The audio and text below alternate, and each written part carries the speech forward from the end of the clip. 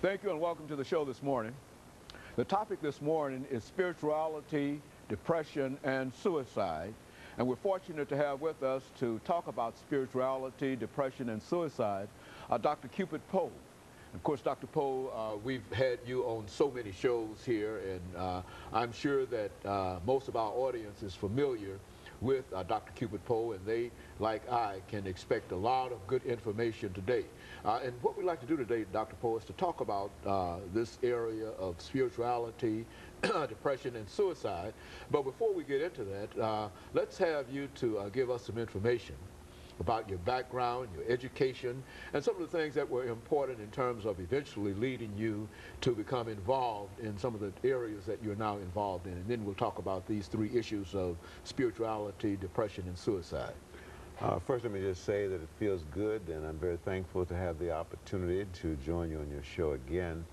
I finished Tennessee State University in 1960 and went to Meharry and finished Meharry in medicine in 1964, took an internship in Chicago, did a residency in psychiatry in Berkeley, California, and then went into practice in Berkeley.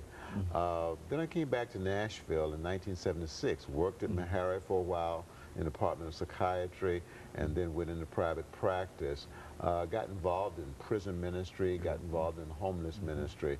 I've worked at Middle Tennessee Mental Health Institute. I've worked at 3 or 4 different hospitals in small communities in Nashville. And so over a period of time, I've interviewed quite a few people who were acutely depressed, despondent, in despair, and who were suicidal. And so the Lord led me then, or gave me an opportunity to write a chapter on suicide for a book called Counseling in Afro-American Communities, published by Zondervan Press, 2002. And so that led to some opportunities to talk about suicide. Very good. And of course, the topic this morning, Dr. Poe, is spirituality, depression, and suicide. Let's have you to look at these three elements and to, over the course of this program, to sort of interrelate them or bring about some conclusions in reference to them or whatever the way that you wish to do. Okay. The research shows, Dr. Haney, that there's an inverse relationship between spirituality or religion and suicide. The more religious a person or a community or a nation is, the lower the suicide rate.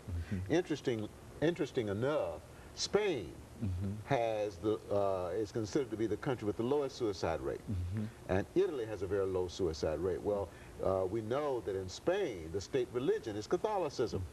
And we also know the strength of the Catholic Church in Italy. And so there's an inverse relationship between spirituality, religion, and suicide. On the other hand, if you look at the statistics regarding suicide prevalence in the U.S. among the 52 states, and also including the District of Columbia, that's regarded as a state, Nevada has the highest suicide rate. And Alaska is second. Now that's according to statistics in 1997, but according to the statistics in 2002, Alaska #1, Wyoming #2, Montana #3, and Nevada #4. Now on the other end of the spectrum, in terms of the states with the lowest suicide rate, you find Washington, D.C. has the lowest, New Jersey is second, and New York City 4. And I think it's Massachusetts or Rhode Island 5th. Now, you and I know that Afro-Americans traditionally, historically, have had a strong religious orientation. And so where you find persons who have a strong religious orientation, almost always you're going to have a low suicide rate. So that tells us that there's something about suicide and religion that needs to be examined. Good. Now, in examining this issue of suicide and religion, where do you start when you look at these two as issues? Well, for example, we know that a lot of people don't kill themselves because of what's considered to be the religious taboo. The religious taboo says that if you kill yourself, you're going to hell. And I've had many patients tell me, no, I'm not. I have these thoughts of wanting to kill myself, but I'm not going to kill myself because I don't want to go to hell. All right? And so that's a strong inhibition. But in addition to that, though, the religious person, the genuinely religious person, most likely is not going to abuse alcohol, most likely is not going to be adulterous, most likely is going to basically try to be guided by the golden rule, which says treat other people like you want them to treat you. That insulates them or reduces the intensity of their guilt. Now, which also brings us into that area of spirituality. Yes. And of course, what we'd like to do now, Dr. Poe, is to take this first commercial break. Okay. After which we'll come back and we'll give you an opportunity to bring that into spirituality.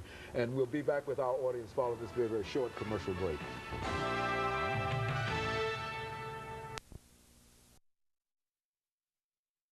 The topic is spirituality.